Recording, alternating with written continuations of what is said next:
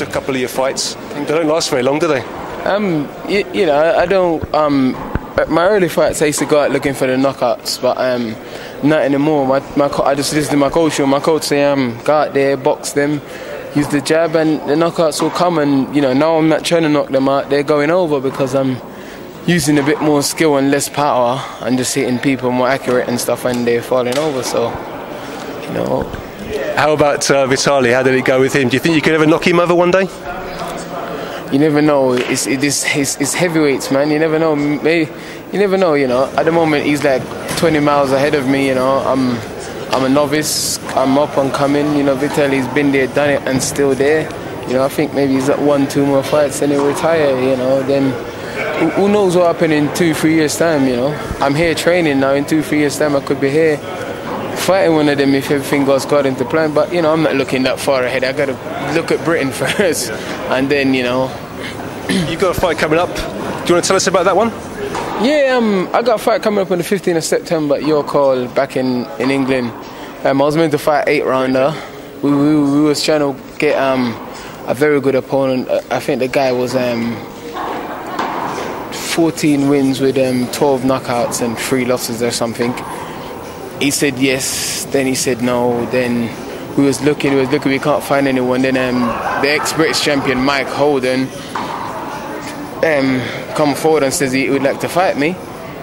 So we said, all right, okay, because it was either fight him or have no fights. You know, I'm annoyed because I'm fighting a 6-rounder instead of an 8-rounder, but you know, he's experienced, you know, he's got skills, and you know, but you know, if it's my time now, his time's over. He's had his time, so hopefully I'll score a knockout again. Hopefully, you know.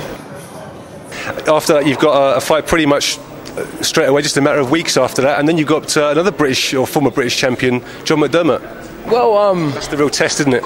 Yeah, that'll be my coming out fight. But I got 2 fights before then that I got to focus on. I got this one, and I got October, which is 3 weeks after September. Hola. I got. Usain Bolt is really good. Sorry, I got one on the 13th of October in Liverpool. It may be against a guy I was meant to fight a couple of fights ago, and he pulled out against Nuruddin Medoun. Hopefully it's him, because you know we're going to finish business. They made me train 6 weeks for him, and he pulled out the last week, so I'd like to chin him. And then after that, I got Big John McDermott in December for the English title, and that would be my coming out fight. None of the other fights I've had up until then, you know, will have half as much meaning as that fight would to me, you know, because John's a good fighter. He's been around for a long time. He's fought a lot of good fights. You know, a lot of people say, "Oh, John's this, John's that," but I respect him. I think he's a good fighter. But you know, it's my time now. You know, he's had his time. It's my time to come and start cleaning up behind the guys that's ahead of me. You know.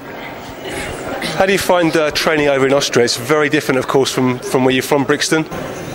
Yeah, it's you know, being here is a big inspiration. You know, it makes me want to work harder because I see what the best does. I see what the best has got at their disposal. You know, for me, it's great being out here because you know, as a kid, when I was like 13, 14, I remember watching Vitali fighting Lennox Lewis and fighting Julius Francis and Herbie Hyde, and I was thinking, what, this guy's is a beast. You know what I mean? And now, you know, a couple of years later, you know, I'm 24 now. I'm here sparring with him, you know, so, you know, it's just amazing to be in his company and to be learning from him. We're doing 4-6 rounds with him straight off and holding my own. You know, it's great, you know.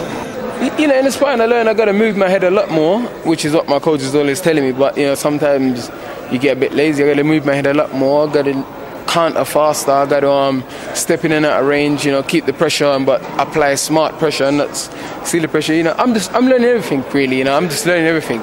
Every day I get in there, I do better, and I'm just learning, and you know, that's all I come here for. I come here to learn from the sparring, the lifestyle, the people. You know, I watch everything they do. You know, I see how they communicate with people and stuff, and that's my mission here, just to learn. I'm one of those guys that learn a lot from watching. You know, I see stuff in fights, and I try it. You know, I work on it mentally and physically, and you know, I think to be a boxer, you have to watch fights. You have to see who's out there, what they're doing, how they're doing it. You know, and especially like I say, it's early for me, so it's good that I watch fights, I try things, I see what works for me, because I'm still sort of discovering my style. You know, all these guys, all they've been boxing for years, Vitali been boxing for years, so they know their style, you know, so yeah, they know their style. I'm still trying, my style's coming to get it better, but I'm still trying bits and pieces, so, you know, I got to keep watching fights and, you know, see. Without doubt, you would have probably watched Anthony Joshua's gold medal fight. Did it give you any sense of satisfaction that you beat him as an amateur? To be honest, Anthony Joshua done well, first of all. You know, well done to him. And to be honest, to me, it doesn't matter whether I win gold or not. To me, you know, a lot of people say, oh yeah, this and that. I don't really care. I'm not going to depend on Joshua to move my career along. He's won gold medal, but I'm already ahead of him. I'm already ranked in the rankings. I've already got title shots and stuff coming up. So, you know, he's behind me. It doesn't matter if he's a gold medalist or not. He's going to have to come look for me. I don't have to go look for him. Who is your promoter? Is it Goodwin or is it Maloney or who? It's Maloney, but I got a nice Frank. You know, he gave me a nice flexible contract, so I can keep busy, because I'm one of those fighters that I need to be kept busy. I can't just fight every 3 months. I need to be fighting every 6 weeks, because this stage I am now, it's all about experience, learning, and keep fighting. The more you fight, the more I learn. The more time I spend in the ring, the more I learn. You know, the easier things become. I train hard. You know, I don't. A lot of people come here and do holiday sparring. You know, I come here. I'm up at 6 o'clock running, doing my weights, whatever, hitting pads, whatever, and then I'm here in the evening sparring. So, you know, I try and train hard. What I lack in experience, I try and make up for in hard work. You know, that's my mindset.